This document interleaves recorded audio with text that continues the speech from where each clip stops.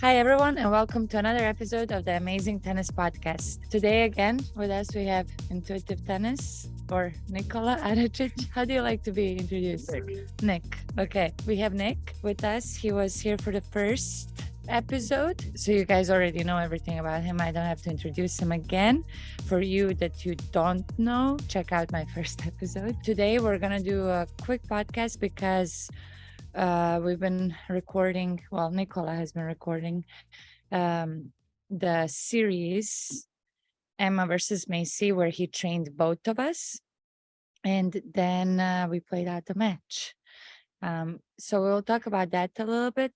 And then I have a few more of the other questions that we're going to touch up on. So Nick, tell us how you came up with this idea. I've featured matches before on my YouTube channel, and I think it's very interesting to watch matches of different levels because people are so used to watching the elite level professional matches, but I feature matches of all levels, even players of different levels playing against each other. And I always try to put a little bit extra value on the match, either me commentating or coaching the players. And so the idea was for you to play against someone at your level or close to your level and has a chance of beating you. I didn't want it to be just a match and nothing else. I wanted to make it so that you see the improvements in the training sessions, and then whatever was worked on in the training session, for that to show up in a match. I wanted to show that. And it was a good opportunity because both you and Macy were in a similar situation where you used to play at a high level, and now you don't play anymore at that high level. You don't play tournaments anymore. So both of you guys were rusty, and I wanted to show how valuable training is, how you can not only get your game back, but you can get in tennis specific shape by training. I wanted to actually show the progress. So that was the idea behind it, and I think it's the result is quite stunning because both you guys played amazingly well at the end and kind of started off a little bit rusty in the beginning. That was a good match, but we're not going to say. Well, we're not going to tell the result, but I can just say that like overall the level was much higher than in the beginning. Yeah. And the beginning was only like 2 months prior to the match. So 2 months of training, specific training, is extremely valuable. No, yeah. And I liked how, all the training sessions were very, organized and you progressed from like the footwork to drills to live ball. Then you even got out another player. So we do some point play. And that's what I really enjoyed.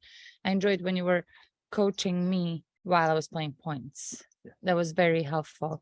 And I think everybody can benefit from that when you're on the court and playing points. If you can have a coach there, yes, helping you out and coaching you. I'm sorry I'm moving around so much. I'm absolutely freezing. This is the coldest day in Florida, I think, in the history of Florida. Yeah. I'm absolutely freezing. I'm only wearing one layer, so I'm also kind of shaking. So it's not me being nervous to be on your podcast, even though I should be because it's a great podcast. But I'm excuse me, I like jittering and shaking. But like what you said makes absolute sense because when you have high level players like yourself and Macy, like if I'm on the same side as you, I'm close to you, I can exactly see what's going on. I can coach you and you can hit with someone else. Sometimes when you're far away on the other side of the court, you see a little bit less. Yeah. So I think that's a really valuable way to train. A lot of great coaches train that way by having a hitter and the coach being on the same side as the player. Yeah, no, that was very good. So this episode will be released on December 26th. Tuesday. Well, no, my episode. The podcast episode will be released on Monday, December 26th, which will be the day before you release the match. Yes, Tuesday, 6 a.m. Intuitive Tennis YouTube channel. Yes. I'm going to tell people right away it's going to be a two-parter because the match is, I'm not revealing too much, but there's going to be 2 parts. So Tuesday and Friday is going to be the match. Okay, sounds good. That's good to know. I didn't even know that either. Yeah, this weekend, they said it's the coldest it's been in Florida in the last 30 years. It's absolutely insane. Emma, this is one of the toughest interviews I've ever had to do in my life. Look, the sun is coming out. Okay, please. You want my jacket? Heat us up. You want my jacket? No, it's okay. I'm going to be okay. The point of this was to talk mostly about that, but I have just a few questions for you that I didn't get to ask you last time, because last time we talked more about, who you are, your background, just getting to know you. But now we're going to do some quick So since you are one of the most famous coaches online, Yeah. how do you deal with negative comments? Because there's a lot of them. I watch YouTube for fun. I learn a lot from watching other YouTubers. And I heard this one huge YouTuber once say the following: there's really three ways to deal with the negative comments. You can ignore the comments, you can delete the comment and block the person, or you can get into a back and forth with the negative comment. And I've tried all three methods. I realized that getting into it with the bad comments is a waste of time, because I learned that you will never change somebody's mind in the comment section. As much as you try, people have their minds made up, and you will not be able to change their mind. And there was this one video that I made. This was very early on, 2018. And there was, I don't remember the exact topic or what we were talking about, but I got into this thread with another person, and other people started getting involved. And it was about something technical. I remember this was 100 exchanges. It was 100 comment thread. Wow. Huge. Wow. Huge. And I wasn't backing up, and this guy wasn't backing up, and other people were getting involved. It was crazy. And then this guy got so upset that he deleted his original comment. And when you delete the original comment, all the responses are, of course, deleted as well. So the entire thread was gone. I just thought to myself, I just wasted, like, I don't know how many hours writing these comments. What a waste of time. I'm not doing this ever again. So there was one experience where I learned that that was a waste of time, because as much as I tried to change this person's mind and teach him, because he was obviously wrong, whatever he was writing, it was a complete waste of time. I realized very early on, there was a commenter who started like insulting my technique and started arguing about something about my strokes that was terrible, and he thought that I could improve it or whatever. And then out of curiosity, I clicked on this person's profile, and I saw that this is like a beginner level tennis player, like maybe 2.5, 3.0 level. Then I realized the craziness of this situation, where somebody that can barely play tennis is trying to teach me how to play tennis, you know? Yeah. So that was another thing. So, and this was a while back too, probably at least 3 years ago. So I realized then that I'm not going to get into it with negative comments. I'm not going to have any type of exchanges with them, because it's a waste of time. I never really block anyone or delete comments unless it's something that's like explicit, because you can get in trouble as a YouTuber if you have explicit stuff in your comment section, like links to explicit sites and stuff like that. So that I will of course delete, and there's a lot of that, and most of that is like bots. But I never like deleting comments, and I'll tell you why. If you go on a video, let's say a video with 50,000 views, and you see like 20 comments or 30 comments, you better believe that person is deleting comments. Because any of my videos has at least 50 comments. And if it's a video that has like 15, 20,000 views, it's going to be at least 100 comments. And then if it's more than 50,000 views or 100,000 views, it's going to be, comments are going to be in the hundreds, 200, 300, 400 comments or more. So if you see a video that has a lot of views, but no comments, it could be either be two things. It could be that the views are purchased, or that that person is deleting comments. And it looks bad either way, because I very much believe in free speech online. So if people are disagreeing with what I'm saying in the videos, they are free to put their thoughts in the comment section. And also, I do believe that a balanced comment section with positive and negative comments is more entertaining to read than if it's just a video where you're the greatest, you're the best, you're a genius. If you read one after another like that, it's boring, right? And so the third option is to ignore negative comments, which is what I do. I do think it's the best way. Just ignore it, or don't read it at all. So in your opinion, ignoring. I started on YouTube a little bit more recently. I've noticed, I don't know about you, but I've noticed that on YouTube, I get the worst comments. I'm so glad you bring this up, because it's different for everyone. Really? Because I had a conversation with someone on TikTok that has a huge account with millions of followers, and it's different for everyone. Some people experience the worst comments on TikTok. Oh, okay. Some people experience the worst comments on Instagram, and some do on YouTube. For me personally, the worst comments are on Instagram by far. Really? By far. It's not even close. Wow. And That's then so interesting. the least bad comments I get on YouTube. Instagram is by far the worst. That's so interesting. It's really, really interesting. Yes. But yeah, for some people, now that you told me on YouTube, I started deleting sometimes, because it's just like bad. Like it's really bad to be on there. Like how bad is the comment though? Like, is it disagreeing with your teaching? No. I leave that. I leave that because everybody has their own opinion. Okay. And just whatever. And obviously for me it's like more engagement, right? Got it. More engagement. Yeah, We're sure. talking more, but some are just, it's just like ugly and inappropriate. Inappropriate. Inappropriate. That's Inappropriate.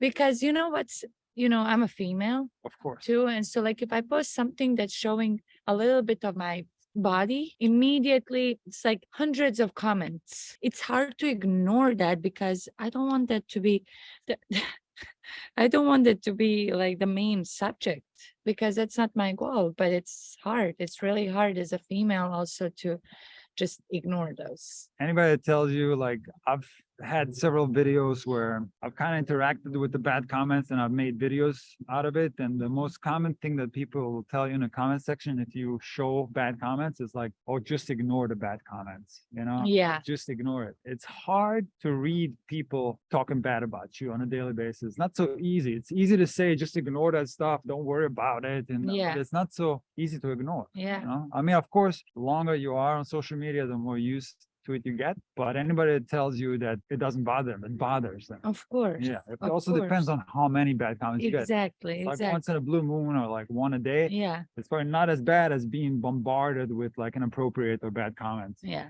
No, this is good. This is a good subject. We could go on Oh yeah, of all course, day of about course. this, really. But it's okay. It's good that we talked about this. What's the biggest difference between YouTube and Instagram tennis content? That's a great question. I just made a video about that. And obviously it's the length of the video, but you can post longer videos on TikTok, you can post longer videos on Oh, Instagram. yeah. But I think the big difference is that because Instagram content is based more on the reels, Mhm. which is supposed to be short, Yeah. the shorter the better. Obviously, it's going to be tough for you to teach something in a Yes. short amount of time, and it's not going to be in depth. As a creator, you have to figure out a way to make it valuable, even though it's short. Yeah. And that's why YouTube, it gives you time to explain everything in great detail Yeah. and go into the intricacies of the technical things that you're teaching, where on Instagram, a lot of things can be misinterpreted. Yeah. There's a lot of room for error in the short form content. Yeah. Having said that, I try really hard to make my short form content educational and valuable. But I think the opportunity on TikTok and on Instagram lies in the fact that you can make entertaining short form content. Okay. Because I don't only make educational content, I also try to make entertaining content. And I made some of that content with you. Remember when you served and you tried to hit the target? I was laying on my back behind the service line, had my feet up in the air, and I was so facing scared. you, and I had the ring, holding the ring between my legs, and you made the Well. target with your amazing serve accuracy.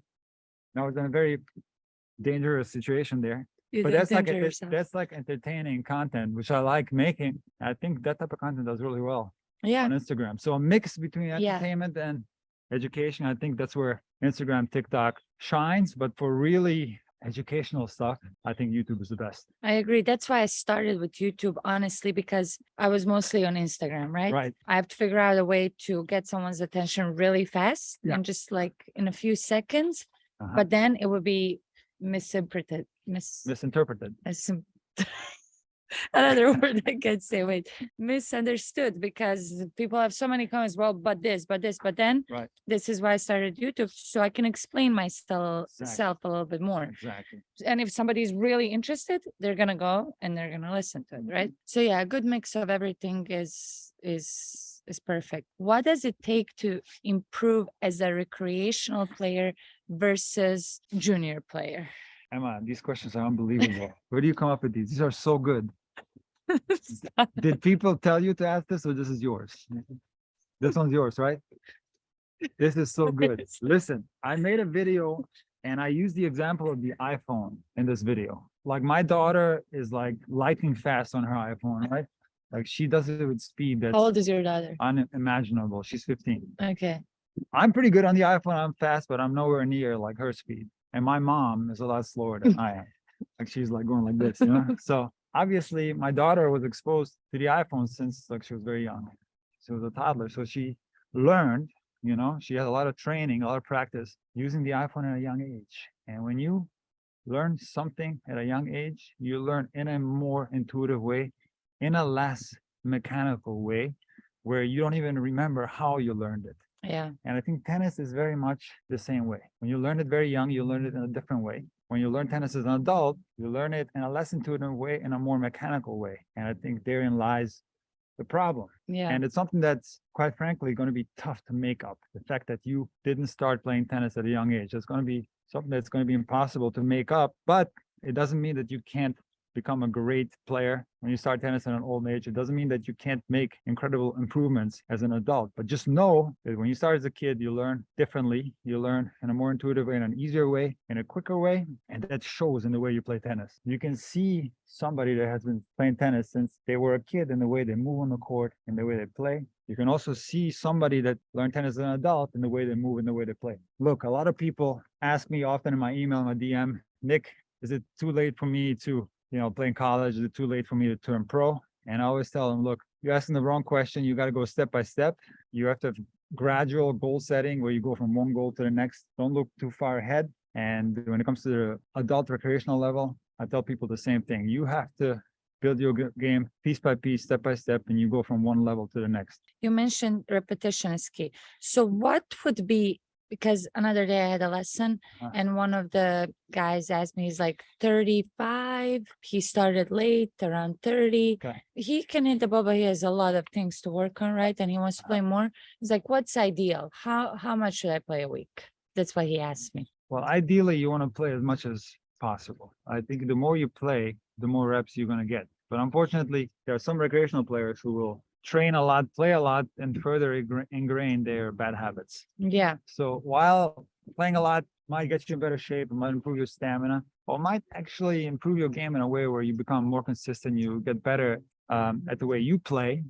All that is true. You probably won't be making any technical changes, any technical improvements, unless you're working on a very specific things. So when you're working on very specific things and then you get the reps in, that is probably the best way to approach training as a recreational adult player. It's more about how you practice and how much you practice, because I'm sure you know people that play every day, right?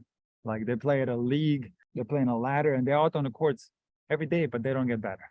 Yeah. Like they play the same way for 40 years. Yeah, exactly. Like, for example, they have a pancake serve and yes, they're pancaking for it's 40 going years. in. So the fact that they're playing a lot is really not doing that much to their technique. So again, the most important thing is to do specific technical adjustments, and you do that as often as possible. That's how you maximize your potential as a recreational player. I think as a kid, it's a little bit different because sometimes some kids will kind of figure it out on their own as they progress through the years, where for adults it's less likely for this to happen. Lessons are going to be key. You got to, if you're an adult, you got to take lessons, whether you're watching YouTube videos, whether you're doing analysis online, whether you're on the court with Emma or myself. That's going to be a good way for you to get better. But how many lessons? Ideally, in an ideal world. Yeah. Like if somebody can afford and money is not a problem. Well, you can have a coach, private coach, and who's going to play with you every day. That would probably be ideal. True. But it's not necessary. You could have a lesson once a week or once a month even, and still make incredible improvements. I have people who I've never seen in my life on the court, and they watch my videos and they've improved tremendously. Yeah. So yeah, it doesn't necessarily have to be any certain way, and everybody's going to be a little bit different in how they learn. Some people are better in learning on their own than others. And now with the technology that everybody has at their fingertips, the iPhone, you can record yourself in slow motion. You can identify what you're doing wrong. exactly. So now it's easier than ever to work on tennis by yourself. Yeah. It's a tough, it's tough to tell you what's the best approach, but just know that, like I said before, you utilize the coach to the extent that you can, and you got to make specific technical changes if you want to maximize your potential as a recreational player. Yeah, it works. I read the other day somewhere they have one of the coach, I don't know who. So he goes by the rule 3-2-1 weekly. Okay. For every 1 hour of tennis lesson, you should practice 2 hours, like in a clinic or with somebody else, and play 3 hours of points a week.